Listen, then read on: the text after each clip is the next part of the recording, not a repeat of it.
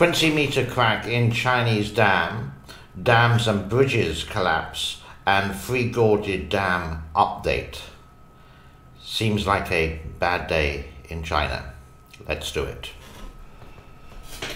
It is Saturday, the 12th of March 2022. My name is James. Welcome along to the channel.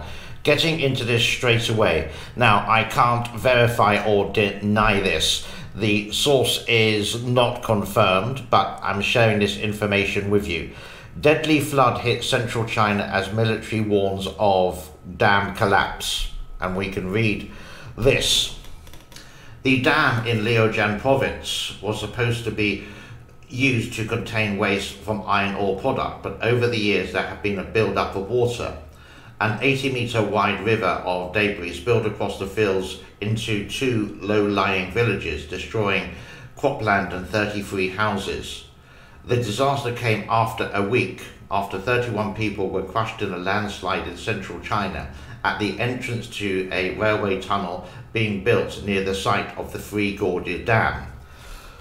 That is pretty amazing stuff, and this is the crazy thing. We have seen on the weather over the last couple of days a little bit of rain, but you wouldn't say it was enough to cause a landslide. And this is an image. Again, this is from the same source that I got related to it, but that's the only information I have with this. And of course, I will keep an eye on this, and any further updates I will let you know. The Chinese state media is controlled by the government, and nothing goes out without permission. And again, it's always very difficult to get the transparent news in China. A lot of it is transparent or out of date or whatever. And sources do come from social media in China like Weibo and also the Facebook of China called WeChat. This was an article related to not earlier this year, but last year. And this is the same kind of situation which is going on. And you can see the video, which I have shown before, but I'll do some reading over this. Deadly flooding in central China has promoted Chinese President Xi Jinping to order relief measures on Wednesday as the country's military warns the imminent dam collapse following record rainfalls in recent years. The People's Liberation Army was deployed on Tuesday to carry out the rescue disaster prevention measures after torrential rain caused a 20-meter crack in a dam in Henan province. The PLA Central Region Command the same day determined the damage to divert, or to designate the damage to divert the floodwater. So with that in mind, let's have a quick look at the levels of the two strategic points in the Yangtze River. Kutan, Chongqing, we do this near enough every day, 167.43, that's gone down. Three Gorges Reservoir, 166.64. Inflow is 6,400, outflow just 2,000, higher than that is 8,510. The big question is, why is all this media suddenly popping up? I can't even comprehend suddenly why all this is just now, suddenly. As floods ravage China, Xi's government cover-up of dam collapse, a parallel to Mao's disasters, one article says here. Parts of China, Three Gorges Dam, the world's largest hydroelectric power built in 2003, were deformed by the surge. What surge? Question mark. The dam operator said it was on wartime footing as Three Gorges neared its maximum intake capacity. All I can work out from that is this was way back in 2020, but the article is actually stating from today. So I can't really verify anything here, but I reiterate, I am just sharing what I got on the news for you. Another article continues with this one. China has over 98,000 dams in total, more than any other country on earth. In response to the 1998 flooding, the central government created 7 river basin committees to provide funding for infrastructure projects and plan flood control measures along major waterways. The initiative doubled down on China's reliance on its vast network of dams along the Yangtze and tributaries, the most direct method Beijing uses to control floods and insulate cities. And obviously we know these do not work. And you could even say today is the 12th. It could start flooding in China. I repeat, it could start flooding in China, serious flooding, from next month. April showers. And let's have a look at the weather for you with some light-hearted music to get away from the doom and the gloom.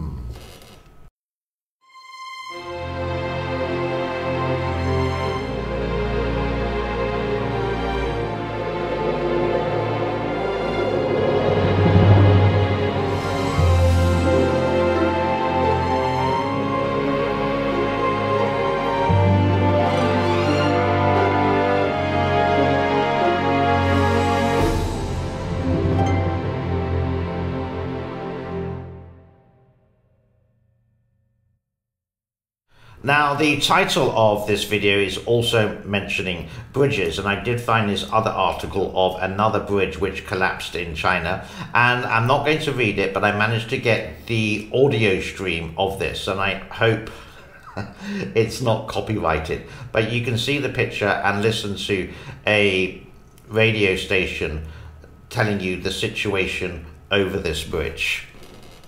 And let's turn our attention now to some recent disasters in China. No country has been building roads, bridges, and buildings at such an incredible pace. But since 2011, 8 bridges have collapsed around the country, according to China's state-run media. The most recent case came last week in the northeastern city of Harbin. An entrance ramp to a multi-million-dollar bridge toppled over, killing 3 and injuring 5 people. The government initially blamed overloaded trucks, but infrastructure fails so often in China, most people assume the culprit is government corruption. Here's NPR's Frank Langford.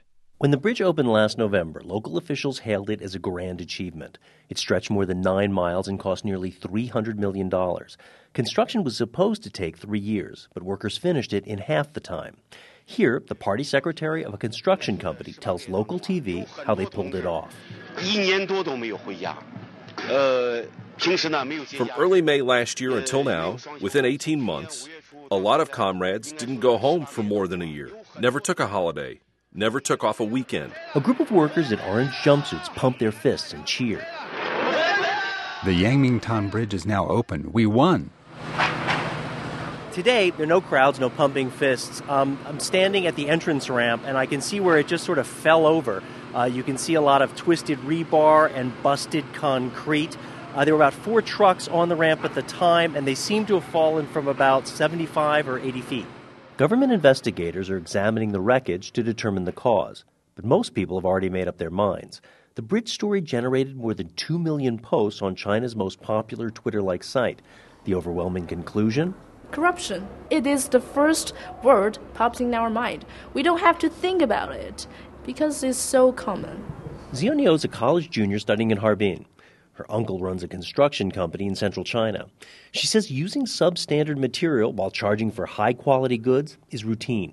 This analogy is made by my uncle. If the central government wants a steel bar to be 10 centimeters, like when it comes to the province, it will be 8. And when it comes to the city-state, it will be 5. This is very, very common. It's not a news. What is striking is the Harbin Bridge is the 8th to fail since 2011. In April of that year, a cable snapped on a suspension bridge in western China's Xinjiang region, sending a chunk of roadway plunging onto a riverbank. 2 months later, a bridge in southern China's Fujian province collapsed, leaving 1 dead and 22 injured. And in March of this year, a bridge under construction in central China's Hubei province snapped in half. Julie Jia is a professor at the Chinese Academy of Governance in Beijing.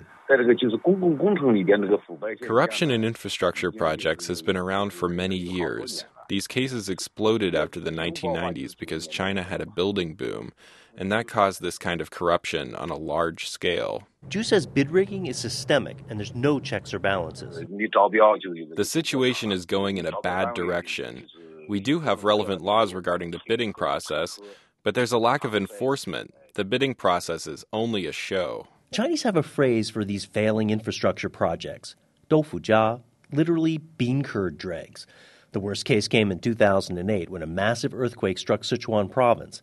In one poorly built schoolhouse alone, 700 children were crushed to death. Again, Julie Jia. These were charity projects, and officials dared to skimp on the job and use low-quality materials. This was much worse than Harbin. Up until now, we haven't seen any officials punished. While many people in Harbin blame the government for the bridge collapse, there's also a sense of resignation. In a one-party state, citizens point out they have no formal way to make change. Zionio, the college student, says people feel overwhelmed. I will never remember those victims' names in this accident, and people won't remember it. It will be buried by another accident. Because, she says, things like this happen all the time here. Frank Langford, NPR News, Harbin. Okay, moving away from the three gorges, the floods, the dams, the cracks, the surges, the deformed, the wartime footing, etc. There is a guy that I do sometimes pick on, and the reason why I pick on him is that he always is dissing China, dissing America, always putting America down. And the thing is, he's not even an American guy. His name is Jason Lightfoot. I have done him before. So I did a video of the opposite. Living in the USA versus living in China, this is truly shocking. I just changed the title around a little bit compared to his one and saying why it's great to live in the United States and why it's not great to live in China. Here's a little snippet, and I do believe it's going to be on a little bit later. How do you know? Go to the notifications and press the all button. Then you should get the notification when this video is released. Here's a little snippet for you. So the title of this video, living in the USA versus living in China. This is truly shocking. What's going on with this? Well, it's all about this guy here, Jason Lightfoot. His channel on YouTube is called Living in China.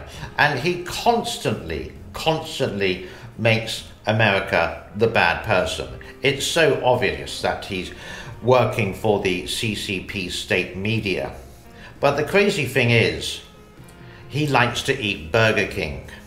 So, no moral, no respect, just a guy doing this for cash, and that's it. I would actually say he possibly doesn't like living in China. He just has no choice. And that brings us to a close for today. It's sort of kind of like a blockbuster edition of this. Again, I repeat, lots of this information I can't verify. And I will spend quite a few hours digging deep and asking one or two people that I know and see if what they know what is going on. And if any more information comes to light, I will shine that towards us, as long as the other people that give me the information are, well, looked after, so to speak, if you know what I mean. Like, subscribe, share would be absolutely epic. Do check out some of my other videos on my channel as well. There's lots there to choose from. And again, it's a growing channel, and I just do this purely as a hobby, just to share. Being a retired person, I just enjoy this kind of amateur news related to the biggest hydroelectric power dam in the world and the third longest river. Thank you. Goodbye. God bless. Take care. Be good. Ciao.